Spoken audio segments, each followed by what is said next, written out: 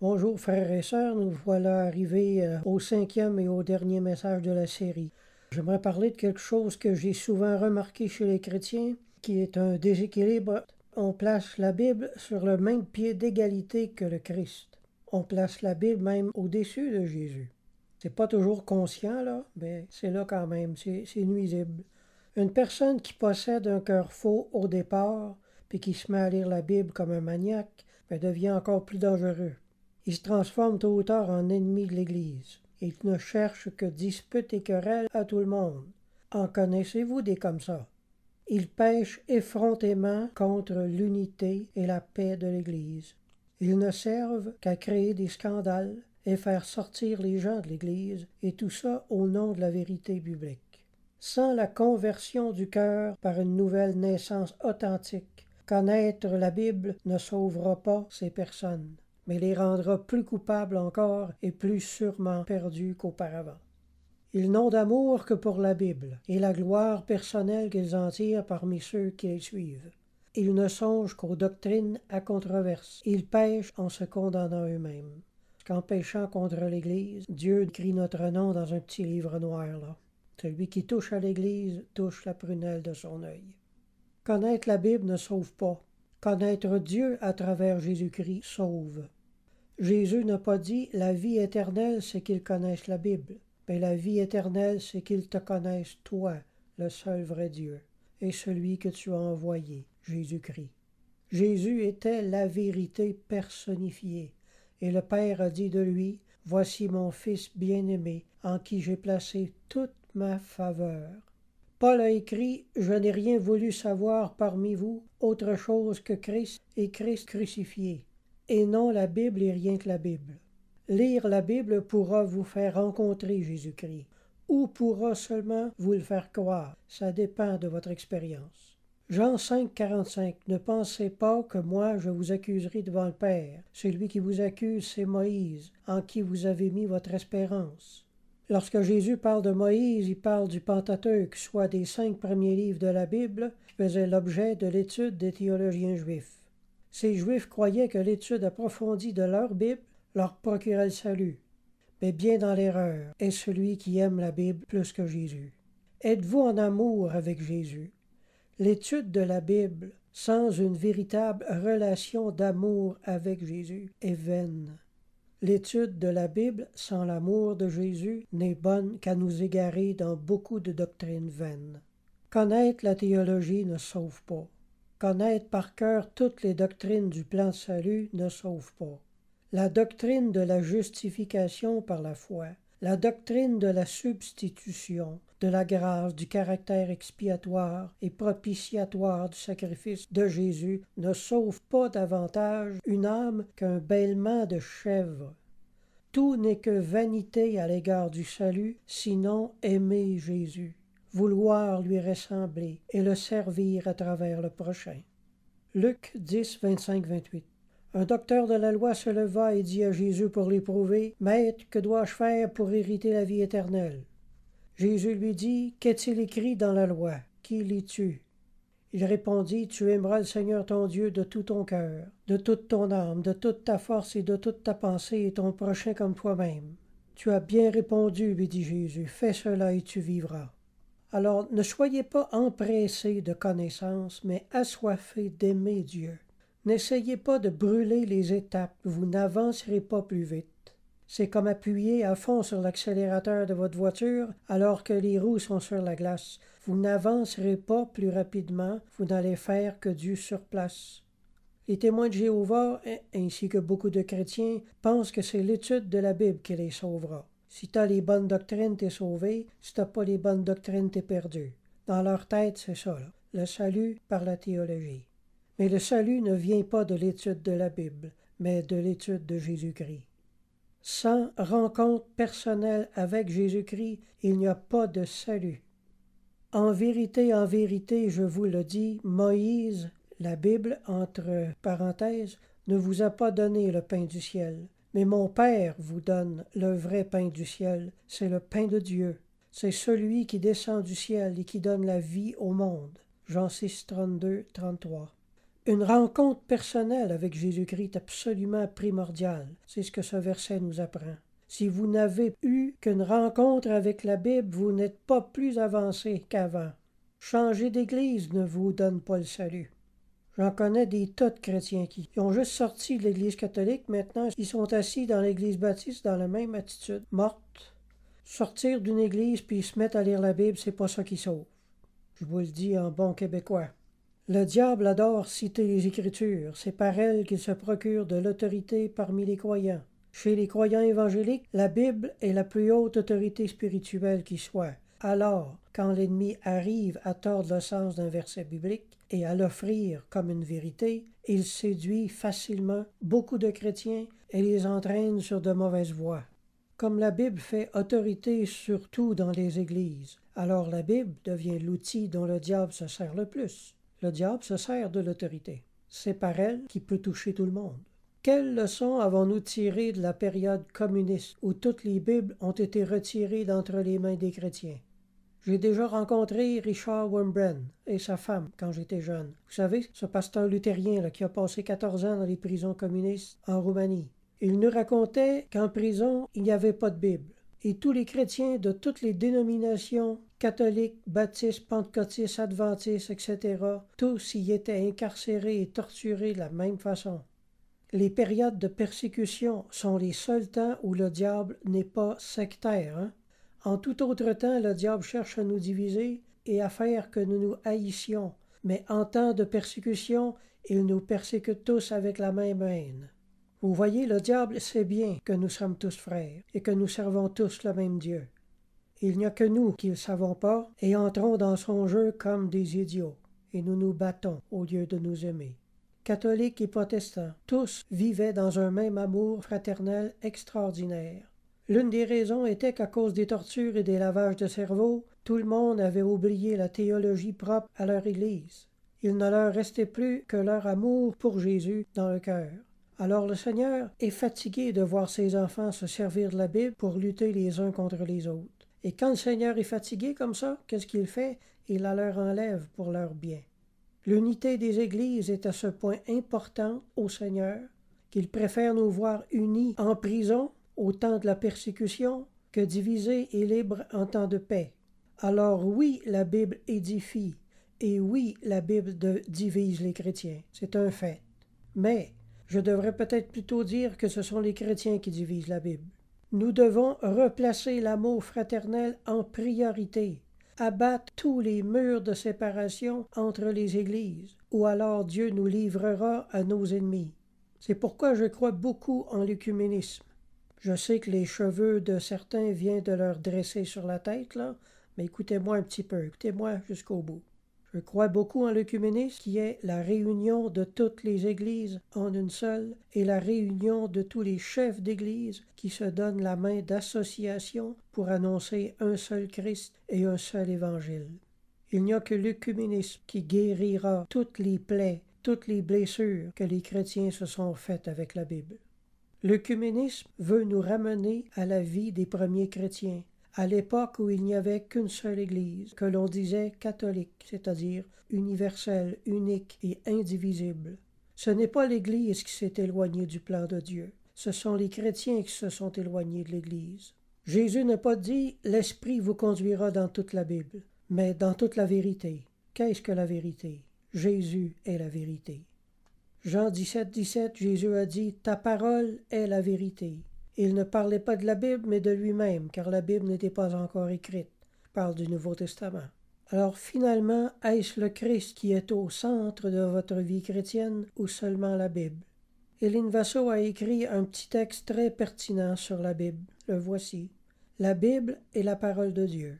La Bible, mal interprétée, n'est plus parole de Dieu. La Bible, utilisée à des fins de se quereller, s'écraser ou s'auto-justifier, n'est plus la parole de Dieu. Fin de citation. Ça mérite réflexion, pas vrai? Jean 1:1. Au commencement était la parole, et la parole était avec Dieu, et la parole était Dieu. La parole. Il ne s'agissait pas de la Bible, mais de la deuxième personne de la Trinité. D'autres traductions ont rendu la parole par le verbe. J'aime mieux cette traduction. Une parole, c'est neutre en soi, mais un verbe, c'est quelque chose de créateur. Hélène Vassaux a fait remarquer que le verset ne dit pas « Au commencement était la Bible, et la Bible était avec Dieu, et la Bible était Dieu ». Alors, il faut faire très attention quand nous lisons le mot « parole » dans la Bible, et le mot « vérité » aussi, parce que dans presque tous les cas, il s'agit de la seconde personne de la Trinité, et pas de la Bible écrite. La vérité n'est pas un corps doctrinal, mais une personne, c'est le Christ. Tous les livres du Nouveau Testament n'ont pas la même qualité d'inspiration. Je vous apprends quelque chose, hein? Il existe une hiérarchie spirituelle parmi les livres du Nouveau Testament. Dans le Nouveau Testament, il y a les 4 évangiles et il y a les lettres de Paul, de Pierre, de Jean et les autres. Dans l'esprit d'à peu près tous les chrétiens, là, tous les livres du Nouveau Testament ont la même teneur en spiritualité. Par exemple, on regarde les lettres de Paul comme autant inspirées que les paroles du Christ. Je suis pas d'accord avec ça. Aussi spirituel qu'ait été Paul, ces paroles ne sont pas l'égale des paroles de Christ. Christ est la parole de Dieu, descendue d'auprès du Père. Paul, aussi spirituel qu'il ait pu être, n'était quand même qu'un homme de chair, et ses paroles ne sont pas l'égale des paroles du Christ. Je suis désolé, là. Je ne remets pas en question l'évangile que Paul prêchait, là. Je dis seulement que les paroles de Paul contenues dans les Épîtres n'ont pas la même autorité que les paroles de Jésus. Le Christ avait l'Esprit sans mesure, tandis que les croyants, Paul y compris, ont reçu l'Esprit avec mesure, et chacun selon la grâce que Dieu nous a faite. Je redis que les paroles de Christ ont plus d'autorité que celles de Paul, et qu'elles sont 7 fois plus inspirées d'en haut. Les 4 évangiles ont donc plus d'autorité que les lettres de Paul. Je dirais même plus, Paul ne faisait pas partie des 12 apôtres de Christ. Il n'a pas marché avec Christ depuis le début de son ministère jusqu'à la fin. Il n'a pas entendu les enseignements du Christ pendant 3 ans et demi. Il n'a pas été un témoin visuel ni auditif comme l'ont été les 12 apôtres. Alors je dis donc que les lettres de Pierre et de Jean doivent avoir plus d'autorité dans notre esprit et être plus inspirées encore que celles de Paul. Il y a également l'épître de Jacques, qui a été écrit par Jacques le mineur, qui était un des 12 apôtres aussi, et qui était le pasteur à Jérusalem. Je place donc sa lettre parmi celles de Pierre et de Jean.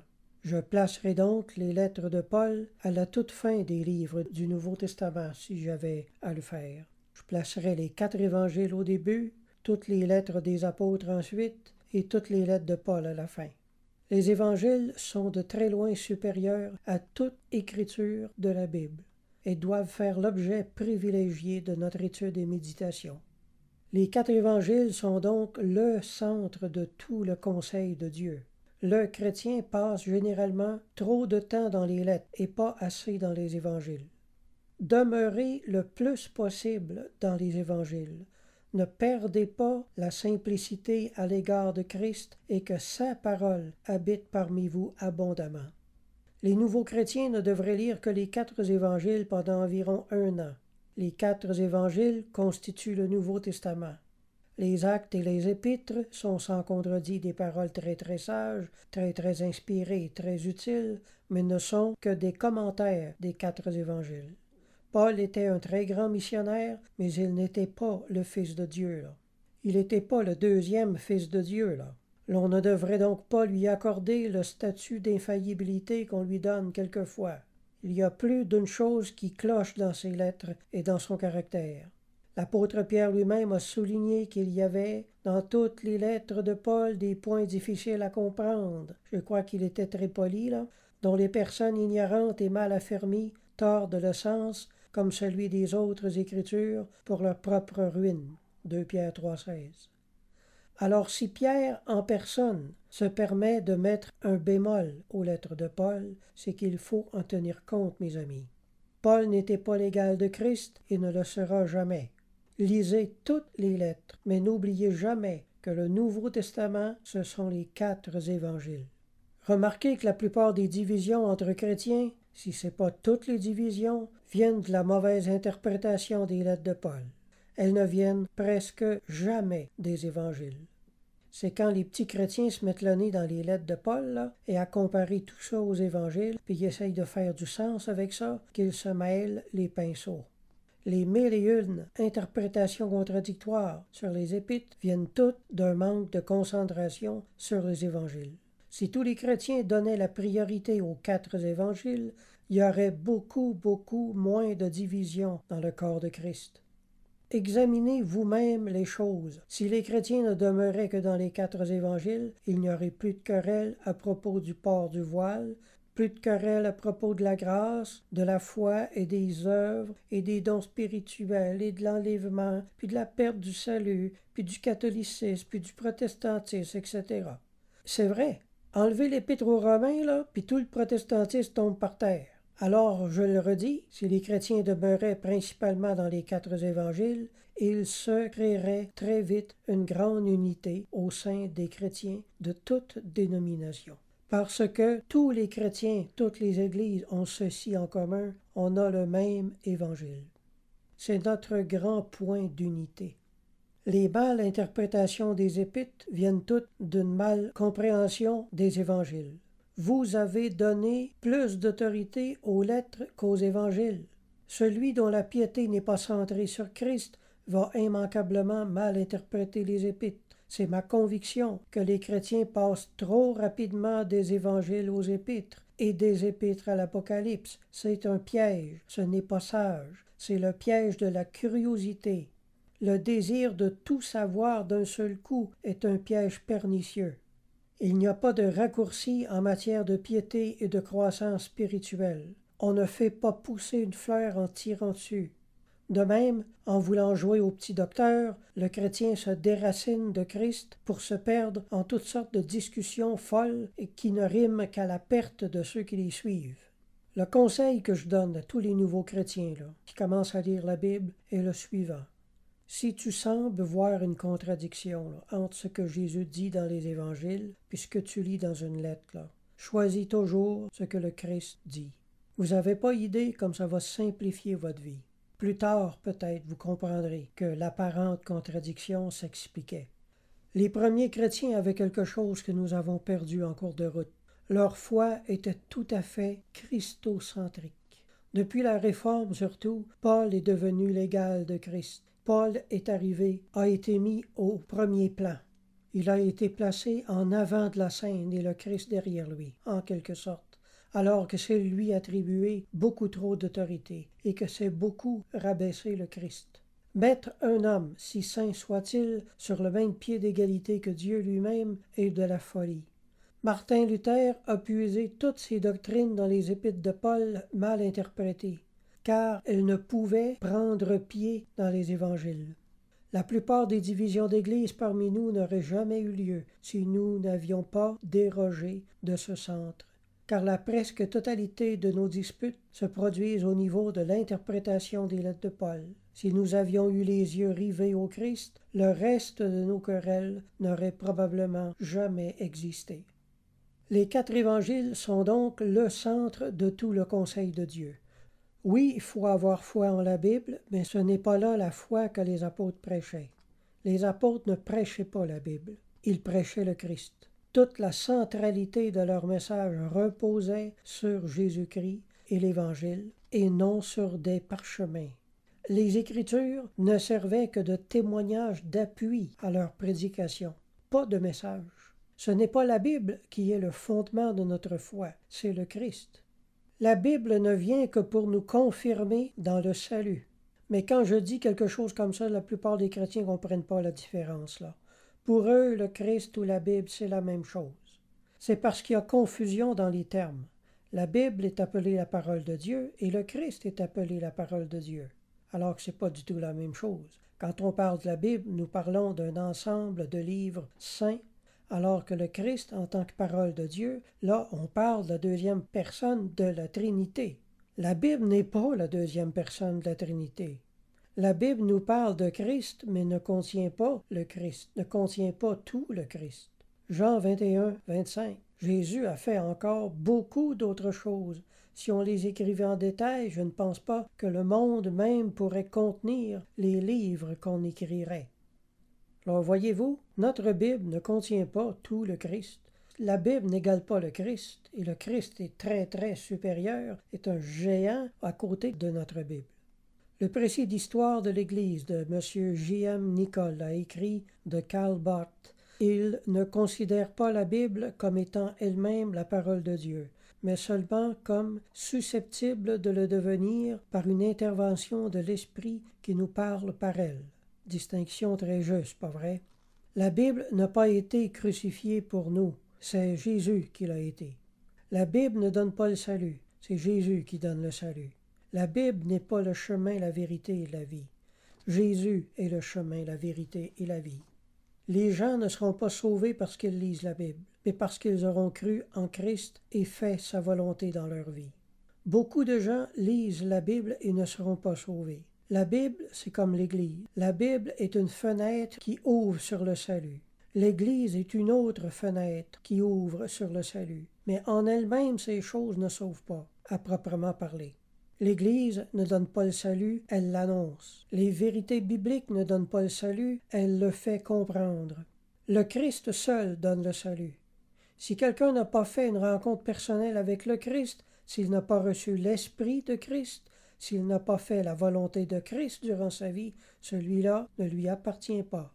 Alors quand vous pointez votre doigt vers l'Église catholique et que vous dites que la religion ne sauve pas, rappelez-vous que l'Église peut tout aussi bien pointer son doigt sur la Bible et dire que la Bible ne sauve pas également, parce que les deux énoncés sont vrais.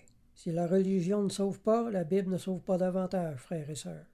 Une précieuse sœur dans le Seigneur, qui s'appelle Anne-Marie Jacob, m'a donné la permission de citer une de ses paroles. C'est agaçant, ceux qui, fiers de leurs références bibliques avec auteur, chapitres et versets, pensent nous en mettre plein la vue et vous prennent pour des demeurés. Pour ma part, j'en suis incapable, mais je me souviens du principal qui m'est rentré dans la tête et le cœur. Fin de citation. J'approuve à 100% cette parole. Jean 1,17 dit « La loi a été donnée par Moïse, la grâce et la vérité sont venues par Jésus-Christ. » En d'autres mots, la grâce nous a été donnée par le Christ et non par la Bible. Demandez au Seigneur de vous faire voir la différence parce que c'est tellement important. Les pharisiens prêchent la Bible, les chrétiens prêchent le Christ. Est-ce que ça vous aide un peu à comprendre la différence? Jésus est appelé la parole de Dieu et la Bible est appelée la parole de Dieu. C'est à cause de la faiblesse de notre langage qu'il se crée une confusion dans notre esprit. Quoique la Bible soit appelée la parole de Dieu, la Bible n'est pas Dieu et Dieu n'est pas la Bible. Beaucoup de chrétiens aiment les vérités bibliques comme des faux, mais n'aiment pas leur prochain, ils n'aiment pas leurs frères et sœurs. L'amour de Dieu n'est pas dans leur cœur. Ils passent la moitié de leur temps à fouiller dans la Bible et l'autre moitié à maudire des hommes créés à l'image de Dieu, c'est-à-dire à maudire des frères qui appartiennent à d'autres églises et qui ont d'autres croyances. Imaginez que vous deviez annoncer le salut à une personne, mais que vous n'ayez pas le droit de vous servir de la Bible. Que diriez-vous à cette personne? Vous seriez obligé de puiser uniquement dans votre relation de cœur avec Christ. Que pourriez-vous dire à cette personne basée sur votre expérience personnelle avec Christ? Je vous encourage à faire l'exercice. Vous saurez si vous avez le Christ dans le cœur ou uniquement la Bible dans la tête. La personne de Christ est bien plus grand que la Bible.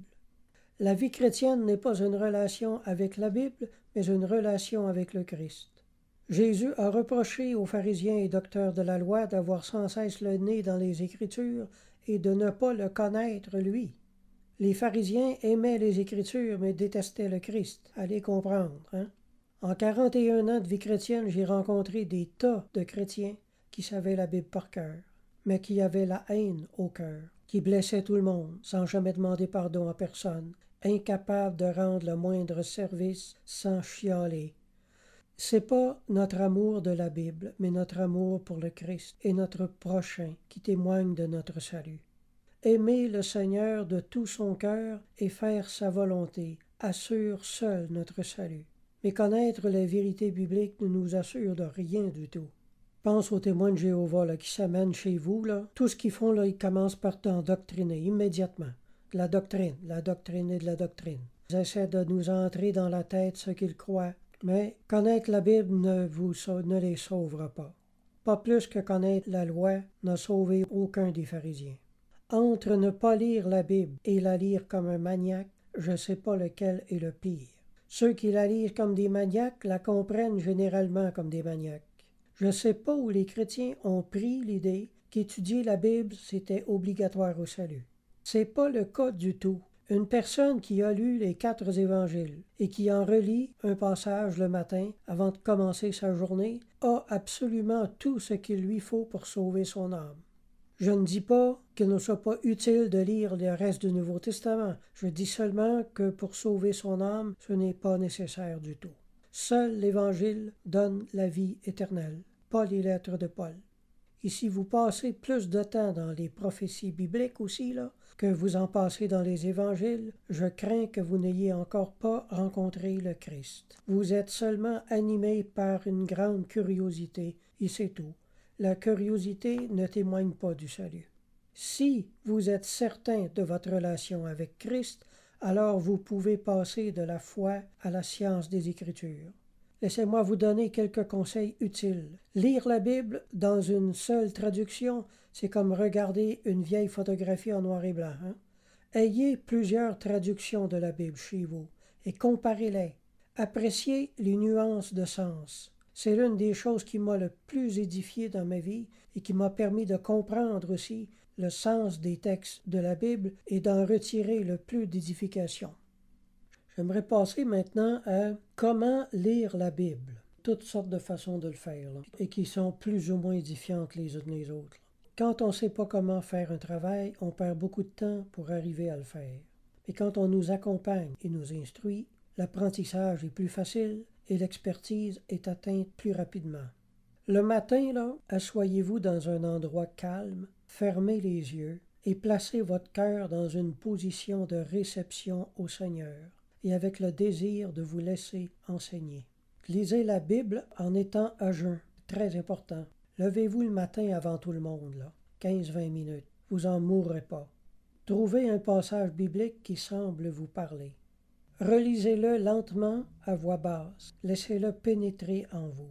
Répétez l'exercice. Répétez le verset biblique qui vous touche 10 ou 15 fois, jusqu'à ce que vous sentiez la vie là, et la lumière descendre dans votre âme. Puis fermez votre Bible et débutez vos tâches quotidiennes en gardant ce passage biblique dans votre cœur, le repassant au long de la journée. Je vous le dis, vous ferez plus de progrès dans la piété et la ressemblance au Christ que si vous aviez lu tous les livres de la terre. La Bible ne doit pas être apprise, mais assimilée par le cœur. Lisez peu, lisez lentement, lisez bien. Puis, si la seule Bible que vous lisiez dans votre vie était le Sermon sur la montagne, c'est un petit sermon qui n'a duré que 10 ou 12 minutes, cela serait entièrement suffisant pour faire de vous le croyant que Dieu veut que vous soyez. Voici comment Thomas Emerken, au 15e siècle, nous disait comment lire la Bible. Thomas Emerken a écrit ces paroles alors qu'il était un vieillard, qu'il avait servi le Seigneur toute sa vie. Thomas Emerken était un homme de prière, un homme de paix, de tranquillité et de réception au Seigneur. Ce qu'il dit, c'est ce qu'il a reçu dans son cœur comme parole du Seigneur, un genre de prophétie. C'est comme si Jésus lui parlait. Alors écoutez bien ces paroles. Dans vos lectures, soyez attentifs à mes paroles qui enflamment le cœur, éclairent, attendrissent l'âme et la remplissent de consolation. Ne lisez jamais pour paraître plus savant ou plus sage. Étudiez-vous à mortifier vos vices. Cela vous servira plus que la connaissance des questions les plus difficiles. Après avoir beaucoup lu et beaucoup appris, il faut toujours revenir à l'unique précepte de toute chose. Celui à qui l'Esprit parle est bientôt instruit et fait de grands progrès dans la vie de l'Esprit. Malheur à ceux qui interrogent les hommes sur toutes sortes de questions curieuses et qui s'inquiètent peu d'apprendre à bien vivre. Et alors, la lampe à la main, il scrutera Jérusalem, les secrets des ténèbres seront dévoilés et toute langue se taira. Sophonie 1,12. C'est le Seigneur qui, en un moment, élève l'âme humble et la fait pénétrer plus avant dans la vérité éternelle que ne le pourrait celui qui aurait étudié 10 années dans les écoles. L'Esprit enseigne sans bruit de parole, sans embarras d'opinion. sans faste, sans argument, sans dispute. Fin de citation. Très bonne façon de lire la Bible. Voici maintenant comment Dom J.B. Chotard, dans son livre « L'âme de tout apostolat », nous dit comment lire le Nouveau Testament. Lire quelques lignes par intervalle, méditer un peu ce qu'on a lu, tâcher d'en pénétrer le sens et de ce fait pénétrer dans l'esprit. En tirer quelques saintes affections, amour, pénitence, éviter de trop lire, s'arrêter à chaque pause, prendre quelques paroles de l'Écriture ou quelques prières, la prononcer, s'arrêter à chaque mot, en tirer divers sentiments de piété. À la fin, demander à Dieu quelques grâces suivant le sujet médité. Ne pas s'arrêter avec ennui ou dégoût sur un mot, mais quand on n'y trouve plus de quoi s'entretenir, passer doucement à un autre. Quand on se sent touché de quelques bons sentiments, il faut aussi arrêter tant qu'il dure, sans se mettre en peine de passer plus avant. Il faut lire en ruminant en silence les paroles et les méditer. Fin de citation. Il faut lire en ruminant. Très bien dit. Lire la Bible sans recueillement, c'est comme lire les yeux fermés. C'est lire l'âme fermée. Après quelques années de lecture, les mots sont appris par cœur malgré nous, et l'écriture perd sa saveur. La fraîcheur des aliments que nous mangeons est importante, et la fraîcheur de notre nourriture spirituelle l'est d'autant plus. Jésus a dit « L'homme ne vivra pas de pain seulement, mais de toute parole qui sort de la bouche de Dieu. » Il y a là l'idée de nouveauté et de fraîcheur. Il y a une différence entre ce qui est sorti de la bouche de Dieu il y a 3000 ans et ce qui sort aujourd'hui de sa bouche, par l'Esprit qui nous enseigne. Il ne s'agit pas de doctrines nouvelles, mais de vieilles choses dites de façon nouvelle et qui nous révèlent plus profondément ce qui a été dit. Le sel s'affadit avec les années et l'écriture aussi. Lorsqu'on connaît à l'avance tous les mots que l'on lit, la lecture devient d'un ennui mortel et qui ne nous édifie plus. Il faut alors changer de traduction biblique. Lire les Écritures dans une autre traduction qui nous est nouvelle rend aux mots une saveur toute nouvelle, et une multitude de nouvelles lumières viennent s'ajouter aux anciennes et nous donner beaucoup d'édification. Aussi, sachez qu'il y a plusieurs sortes de Bibles. Il y a les Bibles qui ont été traduites à partir des textes grecs, à partir du Codex Textus Receptus. Il y a les Bibles qui ont été traduites d'après les textes latins, qui est le Codex Vaticanus, et d'autres qui ont été traduits à partir du troisième codex, le Codex de Sinaiticus.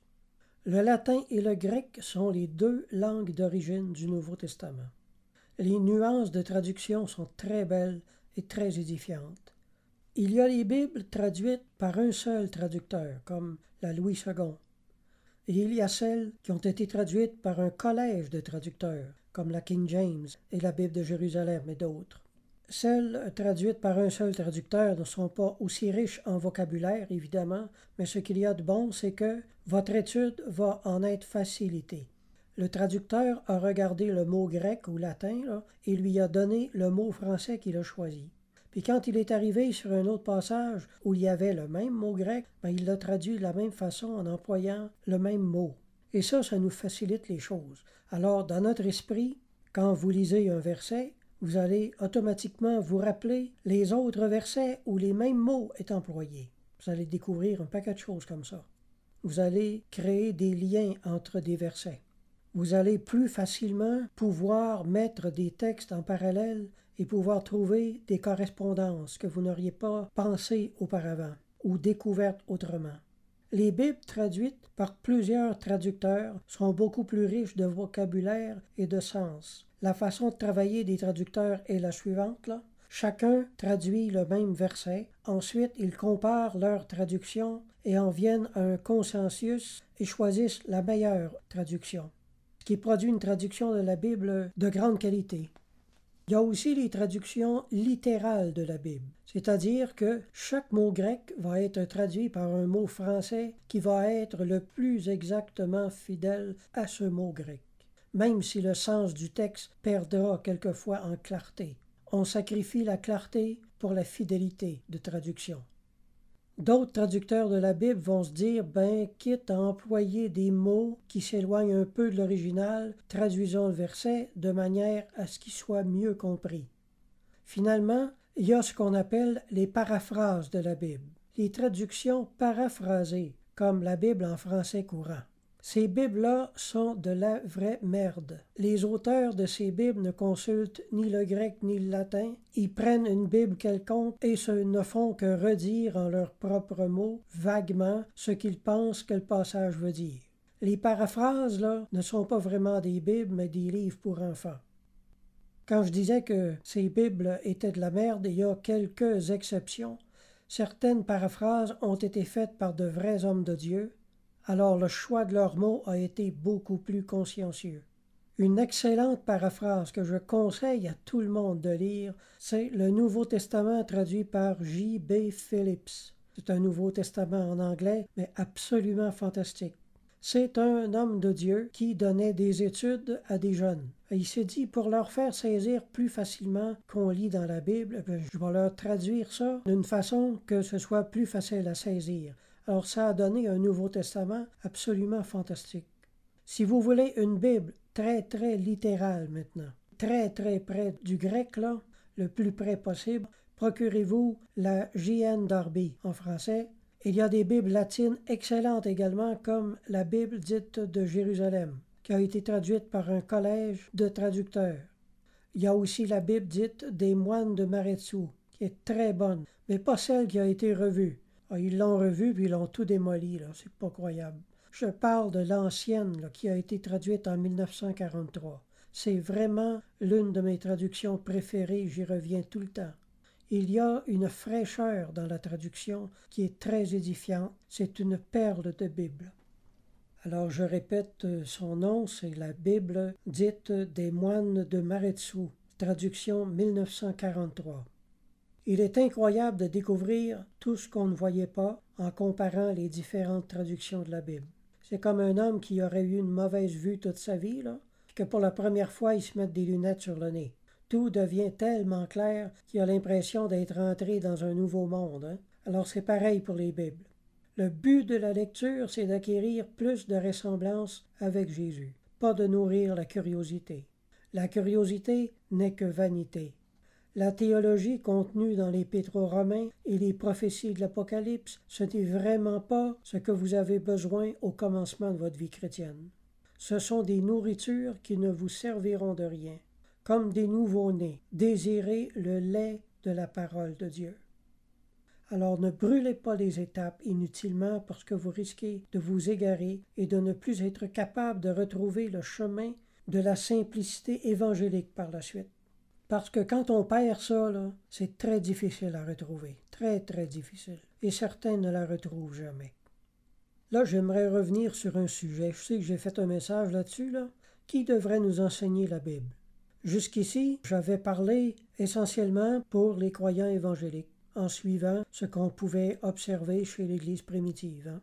Mais comme beaucoup de catholiques écoutent mes messages, je vais maintenant exposer les choses et répondre à la même question, mais cette fois du point de vue de l'Église. Du point de vue évangélique, ce sont les anciens de l'Église locale, les hommes expérimentés qui doivent nous enseigner la Bible. Chez les catholiques, c'est l'Église qui enseigne la Bible au peuple. Et l'Église agit comme ça dans un souci d'unité. C'est pour ça qu'elle ne permet pas à n'importe qui de le faire. La grande réforme a été le grand rejet de l'autorité de l'Église. Depuis la Réforme, tous les chrétiens se croient en droit de mépriser la sagesse des pères de l'Église et d'interpréter la Bible comme bon leur semble, ce qui explique que tant de sectes aient véhiculé les doctrines les plus aberrantes. Là. Toutes les exagérations ont été vues. Le diable ne s'est privé de rien. Le résultat de la rébellion à l'autorité légitime a été la division et la confusion. Le résultat de la division a été l'autarcie. Et cette indépendance a rendu les chrétiens sans force et sans témoignage dans le monde. Les petites églises deviennent impuissantes à changer quoi que ce soit pour le mieux dans leur ville et dans le monde. Si l'union fait la force de l'Église, sa division fait sa faiblesse. Soyons logiques. Le cardinal Cossette, dans son livre Le bon sens de la foi, en 1878, je crois, a écrit « La Bible ne peut elle-même ni se défendre contre ceux qui la dénaturent, ni s'expliquer à ceux qui ne savent pas la comprendre.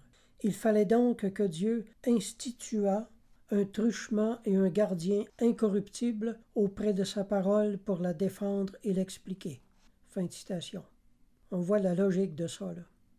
Le père Gonnelieu a écrit « Ceux qui sont encore nouveaux et peu expérimentés dans la voie du Seigneur s'égarent aisément et tombent dans le précipice s'ils ne se gouvernent pas par l'avis des personnes âgées. » Alors la voie normale par laquelle Dieu conduit les chrétiens dans la sainteté et la vérité, c'est par les grandes vies et les grands écrits de ceux dont l'Église a étudié l'existence, a reconnu comme saints et a canonisé.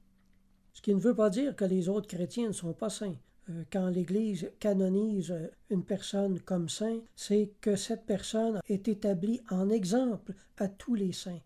C'est que sa vie a prouvé une sainteté supérieure et capable de donner un exemple aux autres saints.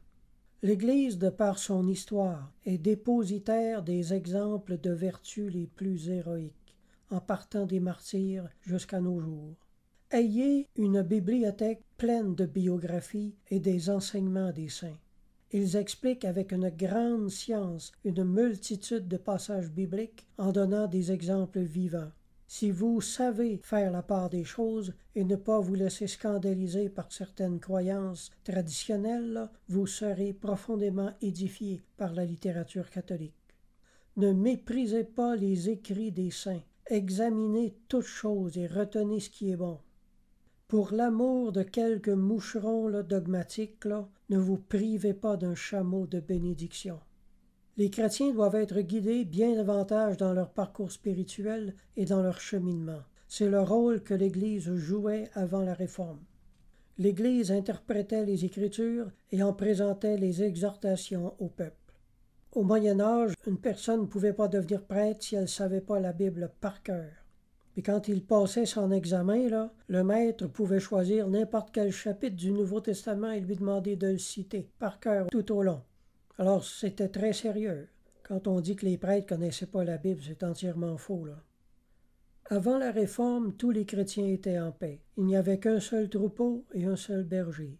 Quand la Réforme est arrivée, elle a dépouillé l'Église de son autorité, et tous les chrétiens qui se sont laissés prendre se sont divisés et égarés dans toutes les collines, un peu comme il est arrivé à la tour de Babel. Les langages ont été divisés et ils sont partis dans toutes les directions sur la terre.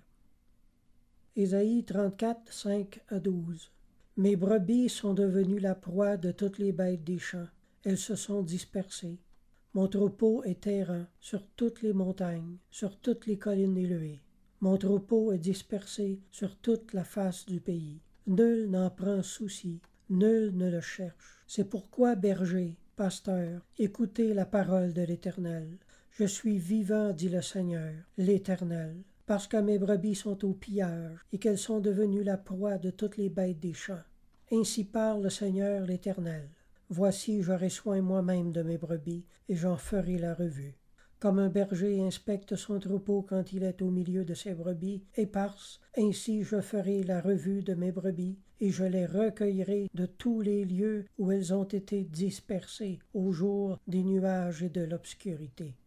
Moi, je crois que c'est une prophétie concernant l'œcuménisme. Dieu va aller recueillir tous les chrétiens de toutes les dénominations et les réunir en un seul troupeau.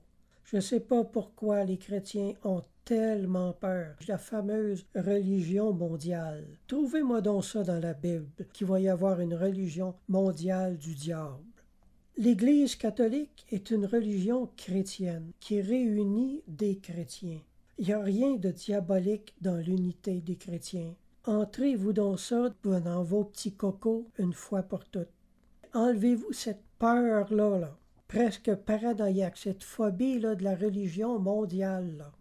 Lâchez YouTube un peu, puis mettez-vous le nez dans votre Bible. Là.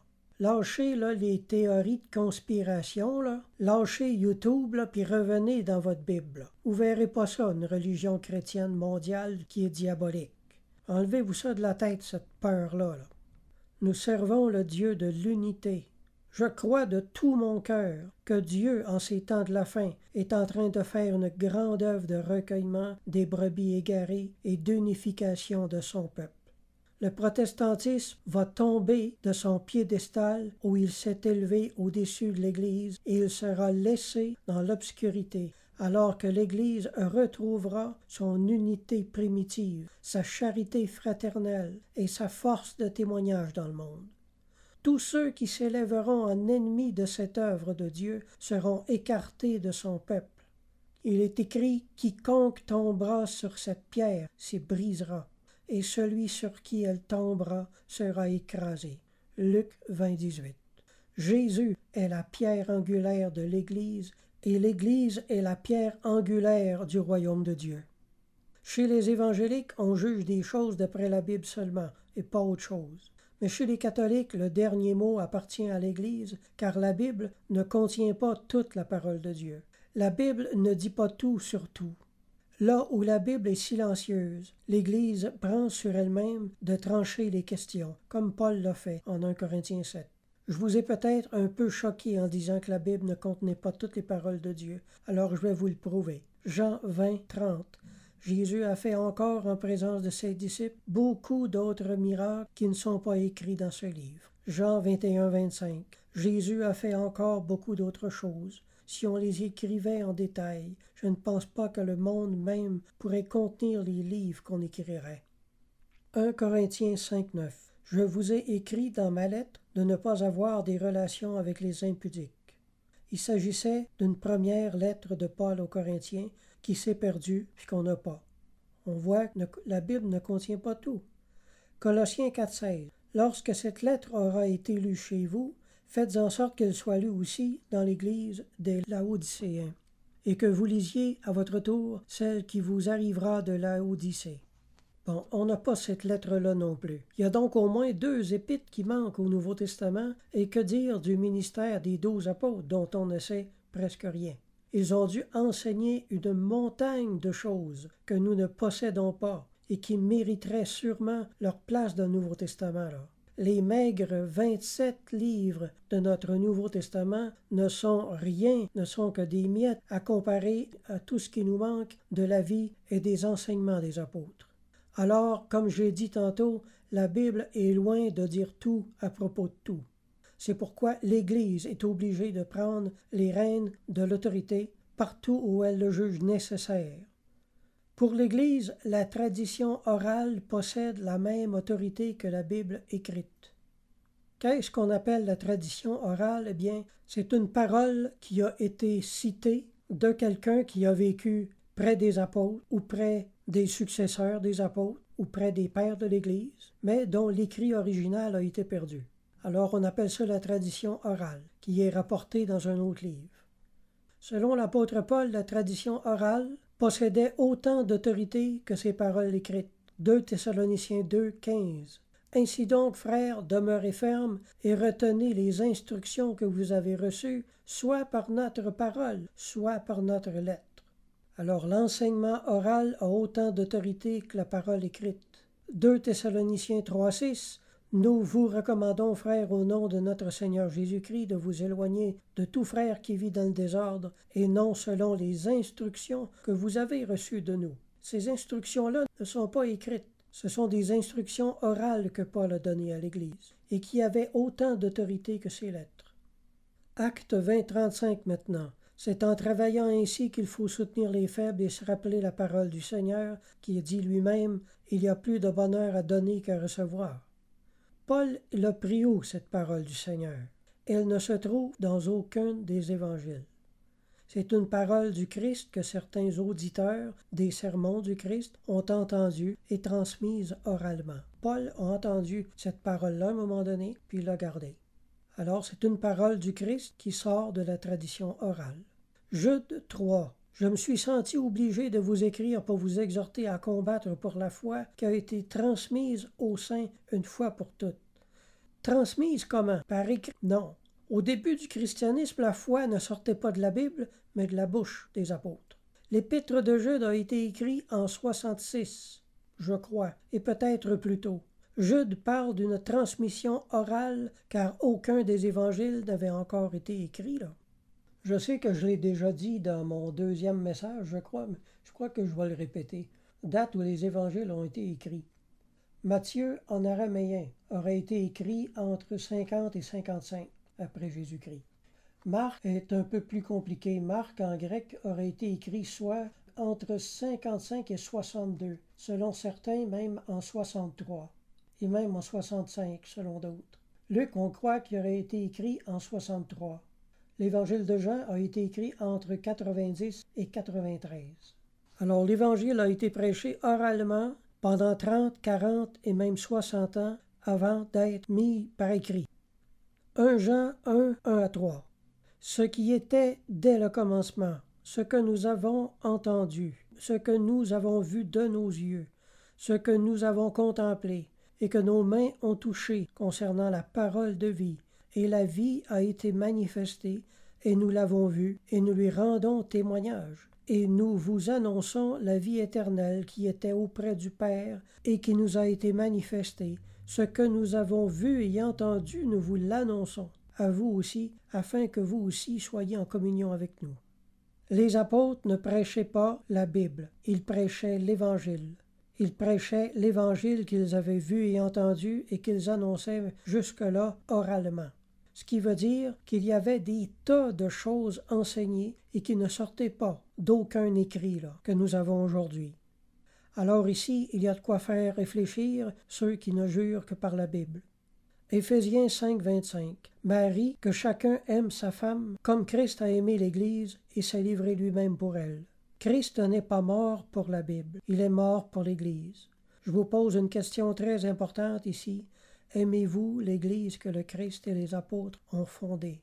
Ou la détestez-vous au point d'en partir, comme Martin Luther, et essayez d'en fonder une autre? Voilà pourquoi, frères et sœurs, chez les catholiques, il y a un grand amour de l'Église et un grand respect pour ce qu'elle enseigne. 1 Timothée 3,15. Tu sauras comment il faut se conduire dans la maison de Dieu, qui est l'Église du Dieu vivant, la colonne et l'appui de la vérité. Voilà pourquoi, chez les catholiques, ce n'est pas la Bible qui est l'appui, la colonne de la vérité, mais l'Église. Non que la Bible est méprisée, bien au contraire, mais l'Église, dans l'échelon de l'autorité spirituelle, se trouve au-dessus d'elle. Ça ne veut pas dire que l'Église a le droit de contredire la Bible ou de changer la Bible, mais de parler là où la Bible est silencieuse, et de s'attendre à ce que ses décisions soient reçues comme ayant autant d'autorité. C'est l'une des raisons pour laquelle les conciles sont nécessaires. Le premier concile a eu lieu à Jérusalem en 49. On a ça en Actes 15, 23, 24. Les apôtres, les anciens, aux frères d'entre les païens qui sont à Antioche, en Syrie et en Cilicie, salut. Ayant appris que quelques hommes partis de chez nous et auxquels nous n'avions donné aucun ordre, vous ont troublés par leurs discours et ont ébranlé vos âmes. Dans tout ça, on remarque que la réponse au problème qui s'était élevé ne fut pas trouvée dans les Écritures, parce que la Bible ne parlait pas de cette question spéciale et qu'il n'y avait pas de précédent biblique. Alors, les anciens se sont réunis et consultés et en sont arrivés à une décision, qu'ils ont ensuite fait connaître à toute la chrétienté d'alors. Jésus a ratifié d'avance les futurs conciles de son Église en disant « Là où 2 ou 3 sont rassemblés en mon nom, je suis là au milieu d'eux. » Lisez bien le contexte de ce verset et vous allez voir vous-même que Jésus ne parlait pas des petites églises de maison, mais qu'il parlait des futures réunions conciliaires. Jésus a promis aux apôtres et à leurs successeurs qu'il allait être présent au milieu de tous les conciles et qu'il allait guider toutes les décisions qui seraient prises. Galates 2, 1, 2 maintenant. 14 ans après, je montai de nouveau à Jérusalem avec Barnabas, ayant pris aussi Tite avec moi, et ce fut d'après une révélation que j'y montai. Je leur exposai l'Évangile que je prêche parmi les païens. Je l'exposai en particulier à ceux qui sont les plus considérés, afin de ne pas courir ou avoir couru en vain. On voit que Paul, poussé par le Saint-Esprit, en est venu à douter un peu de ces révélations. Il a voulu les soumettre au jugement des apôtres de Christ, pour voir s'il n'était pas dans l'erreur. Nous voyons ici encore l'importance de l'apostolicité. Tout ce qui n'était pas fait en communion avec l'autorité des apôtres était considéré comme de la rébellion à l'ordre établi par Dieu, ou du moins très suspect. Personne ne partait faire des choses dans les églises sans ordre des apôtres. Dès le commencement, il y avait une hiérarchie dans l'Église. Luc 10,16 « Celui qui vous écoute m'écoute, celui qui vous rejette me rejette, et celui qui me rejette rejette celui qui m'a envoyé. » L'autorité que Christ a donnée à ses apôtres était au-dessus de toutes les autres. Ce qu'il y a d'intéressant là-dedans, c'est que cette soumission à l'autorité de l'Église s'est poursuivie après la mort des apôtres. Vous lirez les 7 lettres d'Ignace d'Antioche, qui a vécu dans la génération qui a immédiatement succédé à celle des apôtres. La même soumission était de rigueur envers les autorités établies de l'Église. C'est très très clair dans ces lettres-là comment les premiers chrétiens fonctionnaient, comment ils respectaient l'autorité de l'Église. Et c'est dans des termes très forts qu'Ignace dit à maintes reprises que tout ce qui se fait doit se faire avec l'approbation des évêques et que tout ce qui se faisait en dehors de leur approbation était regardé comme une œuvre morte faite en dehors du corps de Christ et comme n'ayant aucune autorité. Celui qui vous écoute m'écoute et celui qui vous rejette me rejette. Ce verset-là ne s'appliquait donc pas uniquement aux apôtres, mais à tous leurs successeurs. L'Église du Seigneur n'est pas disparue, n'est pas morte après la mort des apôtres, là. Jésus n'est pas venu bâtir une Église qui ne durerait que la génération des apôtres puis ensuite disparaître. Il est venu bâtir une Église de toutes les générations et qui subsisterait jusqu'à la fin des temps. Ce qui veut dire que la succession apostolique est vraiment une institution divine qui doit être aimée, respectée et écoutée. Alors chez les catholiques, l'autorité suprême réside d'abord et avant tout dans l'Église, ensuite dans la Bible et ensuite dans la tradition orale. Dans cet ordre. Dans la tradition orale, où on trouve beaucoup de choses édifiantes qui n'ont pas été écrites dans la Bible, mais qui sont en harmonie avec elle. Voilà en quoi le catholique croit. Alors je laisse tout ça à votre réflexion, que le Seigneur vous bénisse, quel que soit le choix que vous fassiez, et suivez la voie que le Saint-Esprit vous convainc de suivre. Amen.